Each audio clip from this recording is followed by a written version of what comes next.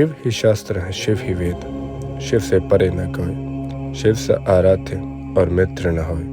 23वां अध्याय। शास्त्रों के मोक्ष आदि वर्णन। ब्रह्मा जी बोले, एक समय विहार उपरांत शिव सती बैठे वार्तालाप कर रहे थे कि शिव जी को प्रसन्न देख सती जी ने बड़े नम्रता और भक्ति के साथ बोली, हे करुणा सागर महादेव, बड़ी भक्ति से आप मुझे मिले हैं। आपसे विहार कर मैं बड़ी संतुष्ट हूँ। हे हर, यह जीव संसार से कैसे पार पा सकता है? विशेष जीव भी जिसे पाकर परम पद की प्राप्ति कर लेता है, वह तत्व क्या है?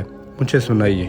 हे मुनि, शिव जी प्रेम पूर्वक सती से बोले, हे दक्षायणी महेश्वरी, विज्ञान ही परम तत्व है। दूसरा स्मरण केवल ब्रह्म का स्मरण है। ब्रह्म साक्षात पर से परे है। भक्ति विज्ञान की माता है। भक्ति का विरोध कभी भी विज्ञान को नहीं पा सकता। मैं उसी भक्ति के अधीन हूँ। यह भक्ति दो प्रकार की है, सगुण और निर्गुण। श्रवण, कीर्तन, स्मरण, सेवन, दास्य भाव, अर्चना, वंदना, सख्यता और आत्मसमर्पण सब युगों में भक्ति की विशेषता है, परंतु कलयुग में तो भक्ति विशेषक फलदायक होती है। संसार में जो मेरी भक्ति करता है, मैं सदैव उसकी सहायता करता हूँ, उसके सारे विघ्नों को हरता हूँ और उसके शत्रुओं को दंड देता हूँ। इसलिए तो मैंने काल को अपने तीसरे नेत्र से भस्म कर दिया था।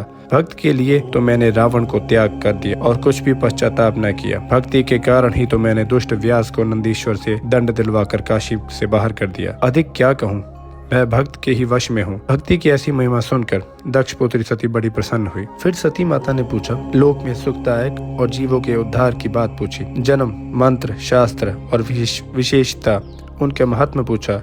सती के ऐसे प्रश्नों को सुनकर महादेव बहुत प्रसन्न हुए। उन्होंने जीवों के उद्धारार्थ प्रेम पूर्वक कहना आरंभ किया।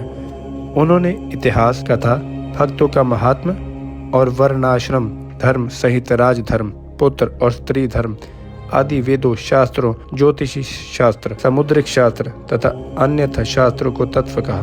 इस प्रकार हिमालय पर क्रीड़ा करते हुए सती और शिव ने और स्थानों में विहार किया।